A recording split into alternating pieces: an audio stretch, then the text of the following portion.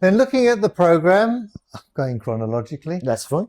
Stagecraft present Our Country's Good. Now, who are Stagecraft? Stagecraft is run by a guy called Richard Bland, and he is a professional theatre director. He's done stuff for the Mercury, he's done stuff for the Headgate, he's done stuff all over the place. He was trained at Guildford School of Acting. And since he's returned to Colchester, he's set up this incredible, lovely community drama group called Stagecraft. And essentially they're made up of a mixture of what we would call, I suppose, in the traditional amdramas, people who are doing it for a hobby because they like to do it. There's also some young actors who have just come out of drama school and want a little bit, they just want to hone their craft. Yeah. And there are sort of like some semi-professional actors who just want to learn some extra stuff. Maybe they're not so good at Shakespeare, or maybe they're not so good at other things. And that's what Richard does. He runs these classes that people can then sort of drop in and drop out of. I think he does them in block sessions. But anyway, he is doing Timberlake Württemberger's Our Country's Good. Fantastic play. Incredible play. He's got a huge cast, a really huge cast. So it's going to be interesting in the space, although we have a huge space. So it's probably, our space is probably better than any other space because they can mill around. But yeah, so that it runs July the 23rd, it starts. And that runs for a week. It runs Wednesday, Thursday, Friday to Saturday with a Saturday matinee. And then, rather excitingly after that, we have 2 nights of new writing. I know, Plays from the Park. Plays from the Park. It was so successful last year because I write and a lot of my friends write. And so I've always been passionate about new writing. I was fortunate to have a play of mine performed and produced on in London many years ago, and that was really exciting. And it's really hard for budding writers to get their work on. So we thought, how can we make it really easy? We'll just strip it down. So we had 8 let's call them, because they're no longer than 10 minutes, just with 2 actors with a really bare set. So last year we had a park bench. This year we have a cafe table and chairs and or a tree. If you're a writer, you can use any of those. But yeah, we've had some really great entries. Again, it will be 8 10-minute plays. Same 8 plays will be performed each night. So we'll have 8 on one night, 8 on another night, and you know, they're the same plays. And the playwrights come and see them, and they get a real sense of sort of, wow, this is my work. These are professional actors speaking my words. And again, we've got 4 professional actors who are performing them. And what's lovely is you see them multi-role. It's really great. Just looking out at your space now, we'll wonder.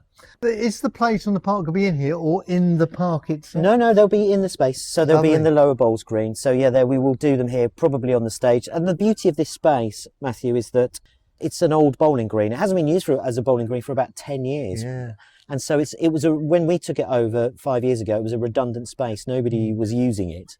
And so what's great is that it's such a wide expanse of lawn. We can put our stage wherever we want, and we can do whatever we want to it. It's like a blank canvas. Yeah. And so the plays from the park will be here. We haven't quite decided where they'll be staged. Maybe there, maybe there. I've always liked, and so I've just realised we're on radio, Matthew. So we get descriptive now.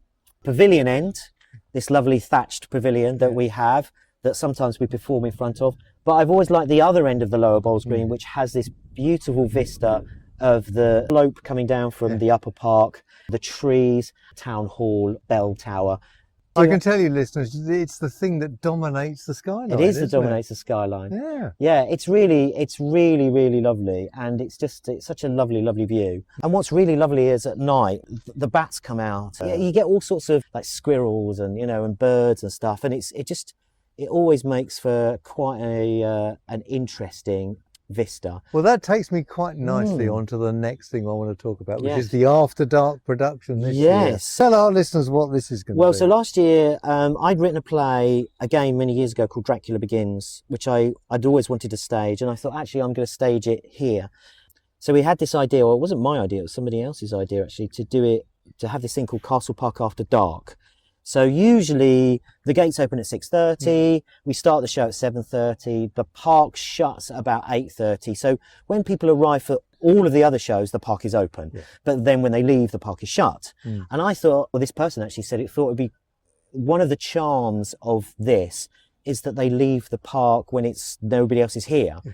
And I thought, well, why don't we do a play when nobody else is here? So we actually start the play at 9 o'clock when the park is shut. Yeah. So, you know, the park is shut to everyone. Obviously, we have our festoons, we have our lights up and everything, and it just makes it really sort of like eerie and sort of, there's a really amazing atmosphere to it. So we did Dracula last year and people really, really liked it. So this year we're doing The Adventures of Sherlock Holmes, which I've had so much fun adapting. So it's really, really good fun. That runs for Thursday, Friday, just 3 nights. So it just runs for 3 nights. If it does really, really well this year, we might expand it next year. But then it ekes into the time that we have with the other stuff that we have. Well, Dracula Begins last year, I can say, I came. Fantastic production. Aww. And are you arranging the swans outside when we leave? Well, because that was awesome. Well, you know, they're quite expensive, those swans. You know, they charge a lot, but you know, the results, as you can tell, they seem to, I don't know, maybe it was the noise or the people or something. They just seem to gravitate. You know, even when we were doing Shakespeare in the Park, they gravitated to the entrance. And it was always like people come out and go, oh my God, look at the swans. Yeah. And especially when it was dark, because the festoons are on. Yeah. And you just see these brilliant white, huge birds sort of looking at you in a kind of sort of menacing type way. I know, it was crazy. But they were really, really great. They were really, really great last year. But that was good. The good thing about Dracula Begins is that it might be having an extra life. Oh, brilliant. Yeah. Where and when? Well, can't you say? I can't really say at the moment because it's not, you know, I haven't signed on the dotted line. But let's just say watch this space. But it'll be nice. It'll be nice because I really enjoyed doing it, and Marcus, the actor, really enjoyed doing it as well. So I think that we're going to be back later on in the year. So then you've got another visiting production, Comedians Web, are back. Yes, they were very successful here last year. They're always successful. They've been plying their theatrical trade for many, many years, and they do a kids show nearly every year. So last year they did Alice in Wonderland. They did last year. I nearly said Peter Pan. Peter Pan was the first show they did here. Last year they did Alice in Wonderland. Very successful. People really, really liked it. And this year they're doing The Jungle Book. To have a show, you couldn't pick a better show, you know. I mean, I'm hoping they're not going to be using the trees. I'm hoping that they're going to be bringing their own props, but there are plenty of flora and fauna for them to sort of utilise in their production. So that's on the Saturday, the same Saturday that we do August the 1st, maybe, that we do.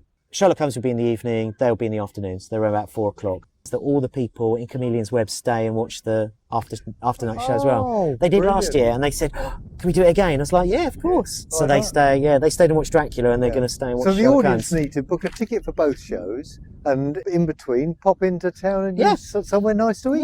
Yeah. Or what I would do is that you come with your little people.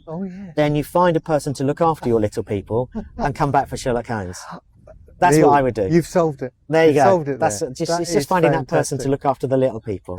Exactly. Yes, and then your season end was Opera in the Park, which I've been to, and as a fan of opera, but only listening to it at home, popular pieces, I found it when I came to see that. I found that eye-opening to see it live. Yeah, so it's run by a local opera singer called Giuliana Cipriani, who's the most stunning, beautiful Italian you're ever likely to meet.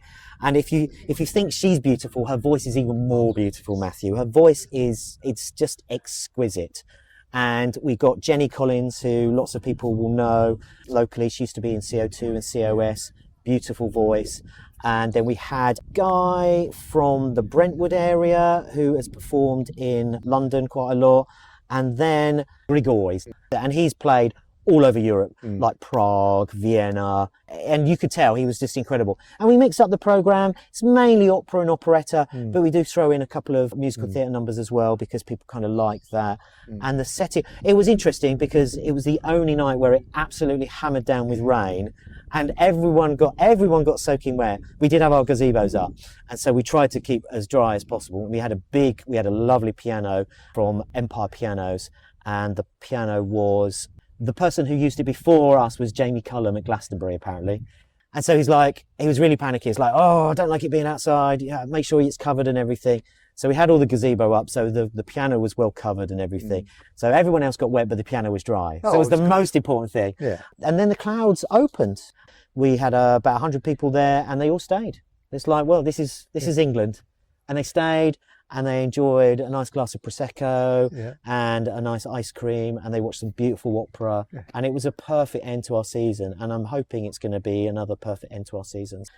That is an incredible season you've set up. How do people find out about it and get tickets? So it's on our website. So it's castleparktheatre.co.uk. If you just click on there, follow us on Facebook or Instagram, Castle Park Theatre. And so, check us out. Come and follow us and check out our website. And so, Listeners, I can only say to you, if you don't come along, you're missing out on some great theatre, some great opera. You've got to come and support these things. It's really great. And we're so lucky that the council have been so supportive of us in this space. And there's some really interesting plans for what we do with this. And I just think once we start getting it established, it'll be a really special space for everyone. Like I said, it was redundant for 10 years. Nobody was using it. And then we've come in and we've brought life to it. I'd like to think so, yeah. No, I think you should be thinking that, because you have. Thank you, Neil, for taking the time to talk to Colne Radio. Wish you all the best for the Castle Park season. Thank you, Matthew. It's always a pleasure. And hopefully speak to you soon about the Haywain.